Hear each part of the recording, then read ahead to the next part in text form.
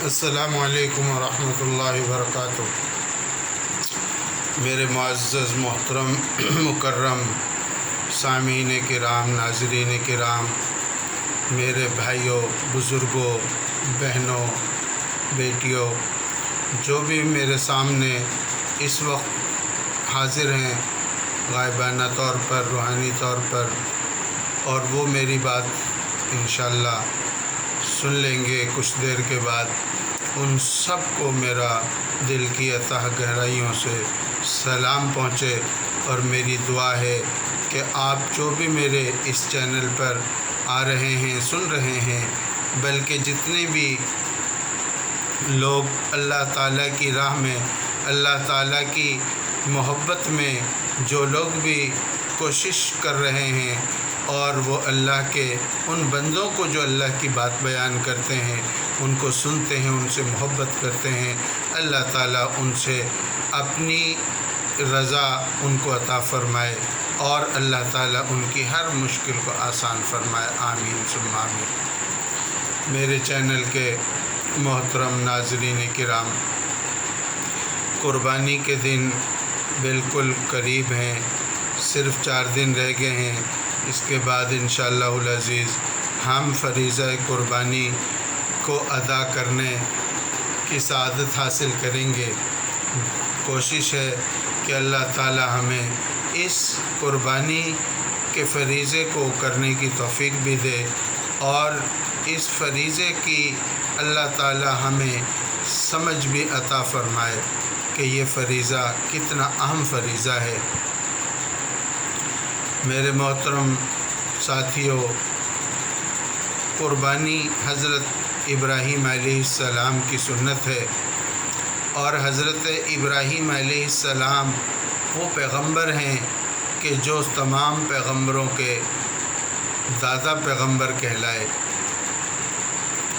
اور حضرت محمد صلی اللہ علیہ وسلم بھی حضرت ابراہیم علیہ السلام کی اولاد حضرت اسماعیل علیہ السلام کی لڑی سے ہیں۔ آپ سب جانتے ہیں حضرت ابراہیم علیہ السلام کو اللہ نے کیسی بڑی آزمائشوں سے گزارا، اور کتنے سخت اور کڑے امتحان لیے حضرت ابراہیم علیہ السلام سے۔ یہ حضرت ابراہیم علیہ السلام وہی ہیں کہ جن کو نمرود نے آگ میں پھینکا، اور 40 دن، یا بعض روایت میں دنوں کا فرق بھی ہے، اس آگ کے اندر جلے، استغفر اللہ، یعنی رہے۔ تو آگ میں رہنے کا جو زمانہ تھا، اس میں اللہ تعالیٰ نے ایسی حفاظت فرمائی، ایسے اسباب مہیا فرمائے حفاظت کے، کہ بعد کے لوگوں نے جب پوچھا، اے ابراہیم علیہ السلام فرمائیے کہ آپ کی زندگی کے سب سے بہترین دن کون سے گزرے؟ آپ نے فرمایا جو آگ کے اندر تھے۔ یہ اللہ تعالیٰ کا کام ہے کہ اللہ تعالیٰ اپنے محبوب بندوں سے جب کوئی امتحان لیتا ہے یا کسی آزمائش میں ڈالتا ہے، تو پھر فوراً اللہ تعالیٰ براہ راست ان کے مدد فرماتا ہے۔ یہی حضرت ابراہیم علیہ السلام ہیں کہ جن کو اللہ تعالیٰ نے تقریباً 84 سال کی عمر میں پہلا بیٹا عطا فرمایا، اور دعا فرماتے رہتے تھے ہمیشہ، یا اللہ مجھے نیک بیٹا عطا فرما، ربی ہب لی من الصالحین، اے اللہ مجھے نیک بیٹا عطا فرما۔ جب یہ دعا 84 سال کی عمر میں قبول ہو گئی، تو اللہ تعالیٰ نے فوراً امتحان، یعنی جب وہ بچہ اس قابل، پہلا امتحان تو یہ لیا کہ جب وہ ابھی گود میں دودھ ہی پی رہا تھا، تو امتحان لیا کہ آپ اپنی بیوی کو اور اپنے اس بیٹے کو، دونوں کو بہت دور جو ہے، کم از کم یہ مسافت جو تھی، یہ 1 مہینے کی مسافت تھی، کہ 1 مہینے کی مسافت تک وہاں پہاڑیوں کے اندر، 4 پہاڑیوں کے اندر وہاں چھوڑ کر آؤ۔ تو حضرت ابراہیم علیہ السلام کو جبریل امین جو ہے وہ لے کر گئے اور وہ جگہ بتائی، اور وہاں پر دونوں ماں بیٹوں کو چھوڑ کر آ گئے۔ اللہ کے بھروسے پر چھوٹی سی جھونپڑی تھی جو بنا کر دی، اس میں چھوڑ کر آ گئے۔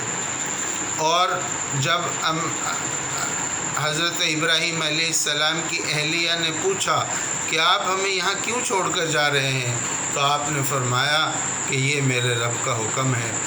تو جب یہ کہا تو وہ بھی خاموش ہو گئی، اور انہوں نے بھی فرما دیا کہ اب اللہ ہی ہمارا وارث ہے۔ لیکن جب ابراہیم علیہ السلام تشریف لے گئے، بعد میں پھر وہاں بچے کو پیاس لگی، بھوک لگی، کچھ راشن تھا جو 2-3 دن کا تھا، اس سے گزارا کیا، پانی بھی تھا۔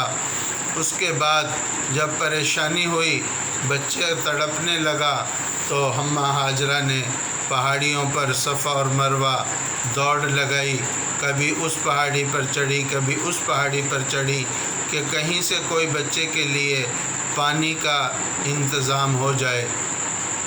اور اسی اثنا میں جب 7ویں چکر میں تھی تو اماں ہاجرہ جو ہے وہ پہاڑی پر گر گئی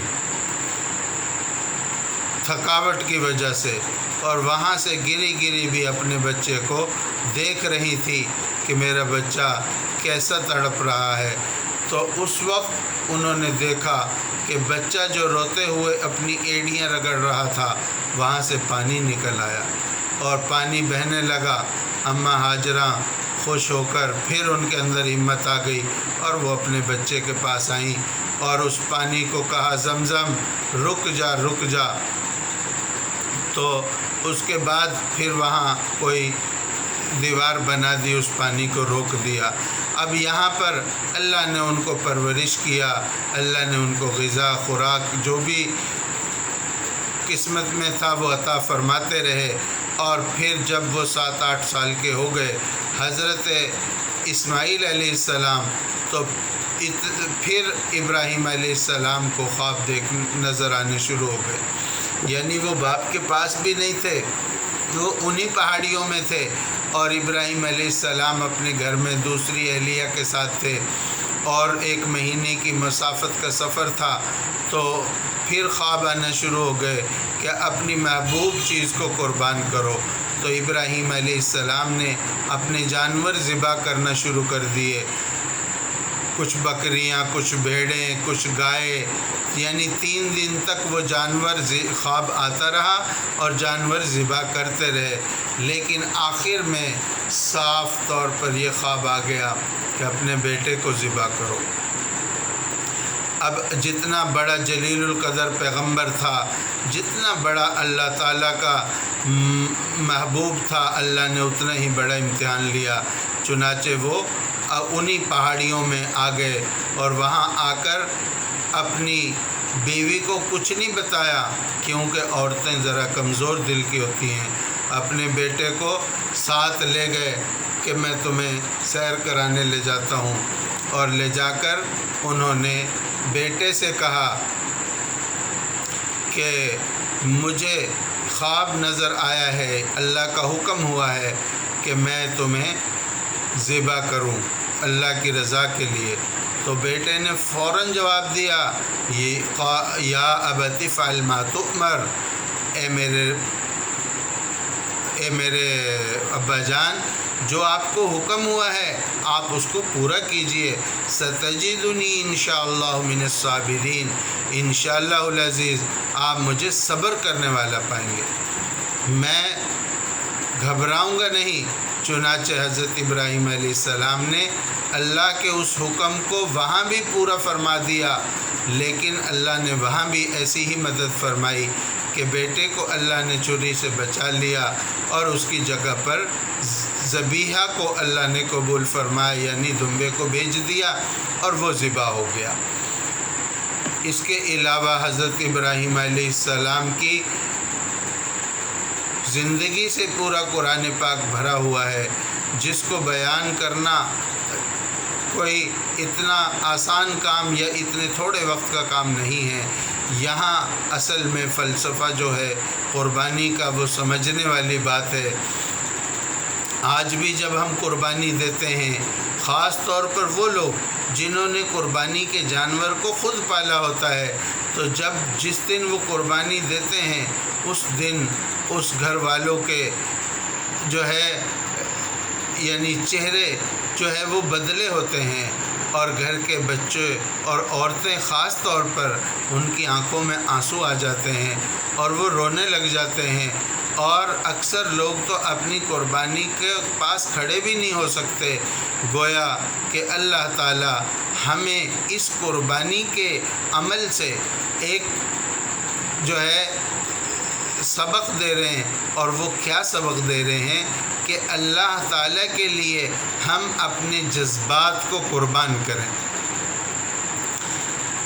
لہٰذا جس طرح قربانی کا جانور جس سے ہمیں محبت ہوتی ہے، ہم اس پر چھری چلا دیتے ہیں اللہ کی رضا کے لیے، تو پھر دوسرا سبق ہمارے لیے یہ ہے کہ جتنے بھی ہماری زندگی کے اندر ایسے جذبات ہیں جو اللہ تعالیٰ کی ناراضگی کا سبب ہیں اور شیطان کی رضا کا سبب ہیں، ایسے جذبات کو بھی ہم قربان کریں اس اللہ کو راضی کرنے کے لیے۔ لہٰذا اگر ہماری زبان جو ہے وہ سچائی پر نہیں ہے، ہماری زبان میں اگر اللہ کا حکم نہیں ہے، تو ہم اپنی زبان کے جذبات پر چھری چلائیں اور اس کو مجبور کریں کہ یہ سچائی پر قائم ہو جائے۔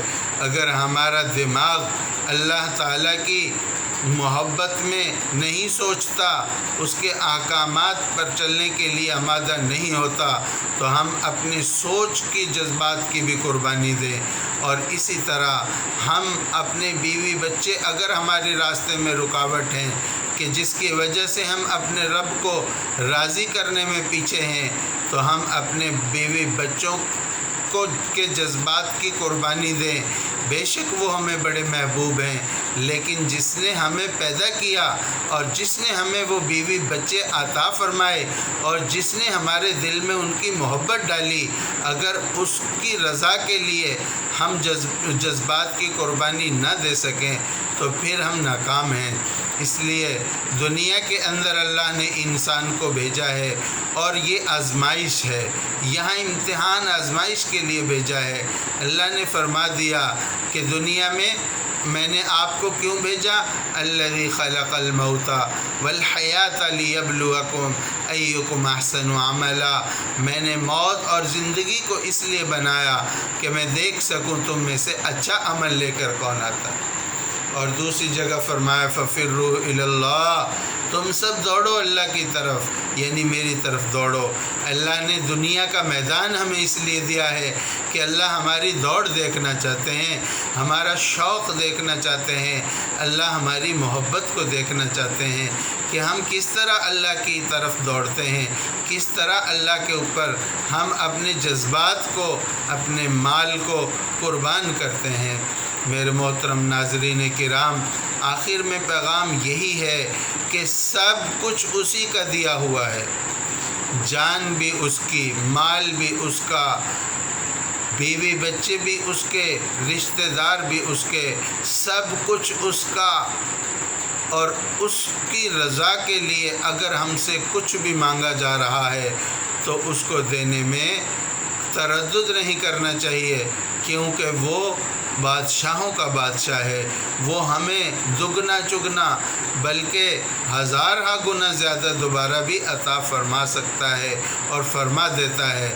اس لیے دنیا میں تھوڑا سا وقت ہے، بہت زیادہ نہیں ہے، اس تھوڑے سے وقت میں کاش کہ ہم بڑے بڑے اچھے عمل کر کے اس کو راضی کر لیں، اور پھر دیکھیں کہ دنیا میں ہی وہ ہمیں کیسی بادشاہی عطا فرماتا ہے، کیسا راحت اور سکون عطا فرمائے گا، اور پھر آخرت کا جو ہے وہ کیسا زبردست ٹھکانہ ہوگا جو ہمیں عطا ہوگا۔ اسی لیے اللہ نے قرآن میں فرمایا الا ان اولیاء اللہ لا خوف علیہم ولا هم یحزنون، خبردار ہو کر یہ بات سنو غور سے کہ اللہ سے جو دوستی کر لیتا ہے اس کو نہ خوف ہے نہ غم ہے۔ خوف کس چیز کا ہوتا ہے؟ آنے والے وقت کا۔ اس کو آنے والے اوقات سے کوئی ڈرنے کی ضرورت نہیں ہے، نہ اس کے اوپر سختی ہوگی، نہ عذاب ہوگا، نہ اس کے اوپر تنگی ہوگی۔ اور غم کس کا ہوتا ہے؟ گزشتہ وقت کا۔ آج ہم گزشتہ وقت پر سوچتے رہتے ہیں، نامعلوم ہمارا اعمال کی وجہ سے کیا ہوگا، جو بدعمالیاں ہو گئیں ان پر کیا ہوگا۔ اللہ نے فرمایا جہاں بھی زندگی میں آ کر جس موڑ پر بھی ہم سے دوستی کر لو گے اور ہماری جو ہے پناہ میں آ جاؤ گے تو ہم پچھلے خوف بھی تمہارے ختم کر دیں گے، یعنی تمہیں دھو دیں گے، تمہیں پاک کر دیں گے۔ تو اللہ تعالی ہمیں دونوں طرف سے آزاد فرماتے ہیں۔ اور کیا فرمایا اس سے آگے فوراً؟ لہم البشرا، خوشخبری ہے ان سب کے لیے، فی الحیات الدنیا و فی الآخرہ، دنیا میں بھی ان کو اعلیٰ زندگی دے دیں گے اور آخرت میں بھی۔ اور فرمایا لا تبدیل لکلمات اللہ، اللہ کے فیصلوں میں کوئی تبدیلی نہیں ہوتی، جو فرما دیا وہ ہو کر رہے گا۔ میرے ناظرین، میری دعا ہے کہ جو لوگ اس وقت میں اس موقع پر قربانی کا فریضہ اور قربانی کے محبت والا عمل حضرت ابراہیم کی سنت کو ادا کر رہے ہیں، اللہ ان سب کی قربانیوں کو قبول و منظور فرمائے۔ اور جو لوگ کسی مجبوری کی وجہ سے نہ کر سکیں، اللہ ان کو اس سے بھی زیادہ سینکڑوں ہزاروں لاکھوں قربانیوں کا اجر عطا فرمائے اور ان کو صبر بھی عطا فرمائے، کیونکہ آپ جانتے ہیں کہ جو قربانی نہیں دے سکتا اس کو دو غم ہوتے ہیں، ایک تو یہ کہ میں اس اجر و ثواب کو کما نہیں رہا، اور دوسرا اس کے بچے اس سے پوچھتے ہیں کہ امی جان، ابا جان، ہم کیوں قربانی نہیں دے رہے۔ یہ باتیں بچوں کی ماں باپ کو اور زیادہ مبتلا غم کر دیتی ہیں۔ اس لیے میں تو یہی دعا کرتا ہوں، اللہ ہر ایک کو اس موقع پر، اس خوشی کے موقع پر قربانی کی سعادت عطا فرمائے۔ اور تمام اپنے ناظرین اور سامعین سے درخواست کرتا ہوں کہ اگر آپ کو اللہ نے یہ طاقت دی ہے کہ آپ کسی اور کو بھی قربانی کے لیے کچھ مدد دے سکتے ہیں تو ضرور دیں۔ اگر کسی کو آپ تھوڑا بہت پیسہ دے کر یہ کہہ سکتے ہیں کہ یہ لو آپ بھی قربانی میں حصہ لے لو، تو یقین کریں کہ آپ کی جو ہے بے حساب قربانیوں کا اللہ پاک آپ کو اجر عطا فرمائے گا۔ اور اس کے علاوہ اس بات کا تو ضرور خیال رکھا جائے کہ جن کے گھروں میں قربانی نہیں ہو رہی ان کو وافر مقدار میں جو ہے قربانی کا گوشت پہنچایا جائے۔ رسم و رواج کے حساب سے قربانیاں نہ کی جائیں کہ اپنے خاص دوستوں کو، رشتہ داروں کو، ان کو تو زیادہ دے دیا اور غریبوں کے گھروں میں تھوڑا تھوڑا پہنچا دیا، اس طرح قربانی ضائع ہو جاتی ہیں۔ بلکہ غریبوں، اپنے رشتہ دار اور بہن بھائی جو قربانی دے رہے ہیں ان کو بے شک نہ دیں، اس کا کوئی حکم نہیں ہے، لیکن جو غریب ہیں، جو ضرورت مند ہیں، ان کو زیادہ سے زیادہ دیں، انشاءاللہ اس میں زیادہ سے زیادہ قربانی کا اجر ملے گا۔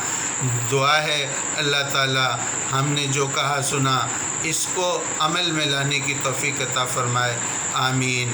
اللہم صلی علی محمد و بارک وسلم اجمعین برحمتک یا ارحم الراحمین۔ السلام علیکم۔